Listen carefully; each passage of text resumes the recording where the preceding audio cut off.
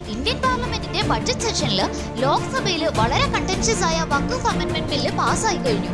വളരെയേറെ ചൂടേറിയ ചർച്ചകൾക്കും തർക്കങ്ങൾക്കും ഒക്കെ ഒടുവിലാണ് ഇത് ലോക്സഭയിൽ നിന്ന് പാസ്സായി രാജ്യസഭയിലേക്ക് നീങ്ങിയിട്ടുള്ളത്. ഒറിജിനൽ ആക്ടിലെ സെക്ഷൻ 3ന്റെ അണ്ടറിൽ വരുന്ന ഐ, ആർ തുടങ്ങിയ പ്രൊവിഷൻസിൽ ഒരുപാട് മാറ്റങ്ങൾ വന്നായിട്ട് നമുക്ക് കാണാൻ സാധിക്കും. വഖഫായി മാറ്റണമെങ്കിൽ ഒരു വെർബൽ ഡിക്ലറേഷൻ മതിയായിരുന്നു. ഇപ്പോൾ അതൊരു പ്രോപ്പറായ ഇൻസ്ട്രുമെന്റ് അല്ലെങ്കിൽ ഡീഡിലൂടെ മാത്രമേ ഇനി അത് സാധിക്കുകയുള്ളൂ എന്നൊരു നിയമം വന്നിട്ടുണ്ട്. അതുകൂടാതെ any person for any property എന്നൊരു രീതി ഉണ്ടായിരുന്നു. അതായത് ഇഷ്ടമുള്ള ആളുകൾക്ക് ഇഷ്ടമുള്ള പ്രോപ്പർട്ടി, അവരുടെ കയ്യിലുള്ള പ്രോപ്പർട്ടി കൊടുക്കാമെന്നൊരു നിയമം ഉണ്ടായിരുന്നു. അത് മാറി പ്രോപ്പറായിട്ട് ട്രാൻസ്ഫറബിൾ ആയ രീതിയിലുള്ള പ്രോപ്പർട്ടികൾ മാത്രമേ ഇതിൽ ഇൻക്ലൂഡ് ചെയ്യാമുള്ളെന്നും കൊടുക്കുന്ന ആൾ മിനിമം 5 വർഷമായിട്ട് ഇസ്ലാമിക മതവിശ്വാസം ഫോളോ ചെയ്യുന്ന ആളായിരിക്കണം എന്നുള്ളൊരു പ്രൊവിഷൻ കൂടി ഇതിൽ ആഡ് ചെയ്തിട്ടുണ്ട്. അതുപോലെ വഖഫ് ബൈ യൂസർ എന്നൊരു പ്രൊവിഷൻ പൂർണ്ണമായി എടുത്ത് മാറ്റിയതായിട്ട് നമുക്ക് കാണാം. അതായത് നേരത്തെ എങ്ങനെയാണെന്ന് വെച്ചാൽ പ്രൊലോങ്ഡ് യൂസ് ഒരു പ്രോപ്പർട്ടിക്ക് വഖഫ് എന്ന രീതിയിലായിരുന്നുവെങ്കിൽ അത് വഖഫായിട്ട് തന്നെയാണ് കരുതിയിട്ടുണ്ടായിരുന്നത്. എന്നാൽ ഇന്ന് ഈ ഒരു അമെൻമെന്റിലൂടെ പറയുന്നുണ്ട്, ആ ഒരു പ്രോപ്പർട്ടി പാർട്ട്ലി അല്ലെങ്കിൽ ഹോൾലി ഒരു ഡിസ്പ്യൂട്ടിൽ ഏർപ്പെട്ടിരിക്കുകയോ അല്ലെങ്കിൽ അതൊരു ഗവൺമെന്റ് പ്രോപ്പർട്ടി ആണെങ്കിൽ അത് ഓട്ടോമാറ്റിക്കലി വഖഫായി മാറുകയില്ല.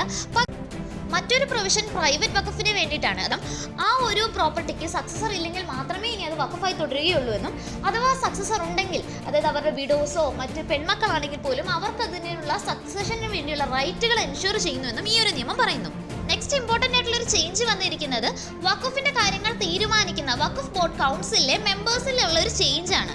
അതായത് മുൻപ് എല്ലാ അംഗങ്ങളും മുസ്ലിങ്ങൾ മാത്രമുണ്ടായിരുന്ന, ഇസ്ലാം മതവിശ്വാസികൾ മാത്രമുണ്ടായിരുന്ന ഈ ഒരു ബോർഡിലേക്ക് ഇനി മുതൽ ഇതിനകത്തെ മെമ്പേഴ്സിൽ മിനിമം 2 പേരെങ്കിലും അന്യമതസ്ഥരായിരിക്കണം എന്നുള്ള ഒരു പ്രൊവിഷൻ കൂടി ആഡ് ചെയ്തിട്ടുണ്ട്.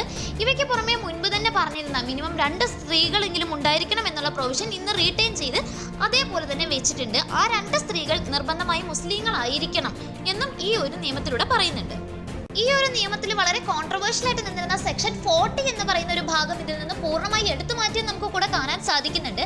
അതായത് ഏത് പ്രോപ്പർട്ടികളൊക്കെയാണ് വഖഫിന്റെ കീഴിൽ വരുന്നത് എന്നുള്ള അവസാന തീരുമാനം, ഫൈനൽ ഡിസിഷൻ എടുത്തിരുന്നത് വഖഫ് ബോർഡാണെങ്കിൽ ആ ഒരു പവറിനെ എടുത്തു മാറ്റിക്കൊണ്ടുള്ള ഒരു നീക്കമാണ് സെക്ഷൻ 40യുടെ റിമൂവലിലൂടെ നടന്നിട്ടുള്ളത്. ഇനി ഇതിൽ വിപ്ലവകരമായ ഒരു മാറ്റം വന്നിരിക്കുന്നത് ഇതിന്റെ കാര്യങ്ങളുമായി തീരുമാനിച്ച നിയമപരമായ സാധ്യതകളെ പറ്റിയാണ്. മുൻപ് ഒരു വഖഫ് ട്രൈബ്യൂണലിൽ മാത്രം ഒതുങ്ങി നിന്നിരുന്ന ഇതിന്റെ നിയമപരമായ കാര്യങ്ങൾ ഇനി മുതൽ ട്രൈബ്യൂണലിൽ നിന്നുമുണ്ടാകുന്ന തീരുമാനങ്ങളിൽ എന്തെങ്കിലും ഒരു പ്രശ്നമുണ്ടെങ്കിൽ നമുക്ക് 90 ദിവസത്തിനുള്ളിൽ ഹൈക്കോടതികളെ അപ്രോച്ച് ചെയ്യാം എന്നൊരു പ്രൊവിഷൻ കൂടി ഇതിലേക്ക് ആഡ് ചെയ്യപ്പെട്ടിട്ടുണ്ട്. ഈ അമെൻമെന്റ് ബില്ലിലെ പ്രൊവിഷൻസ് ഈ ഒരു ഷോർട്സിൽ ഒതുക്കാൻ പറ്റുന്നതല്ല. അപ്പം എന്താണ് വഖഫ്, അത് എങ്ങനെയാണ് വർക്ക് ചെയ്യുന്നത്, അതിന്റെ ഹിസ്റ്റോറിക്കൽ ബാക്ക്ഗ്രൗണ്ട് എങ്ങനെയാണ് തുടങ്ങിയ എല്ലാ കാര്യങ്ങളെ പറ്റിയും ഡീറ്റെയിൽ ആയിട്ട് നമ്മളൊരു വീഡിയോ നമ്മുടെ ചാനലിൽ അപ്ലോഡ് ചെയ്യുന്നുണ്ട്. So check it out.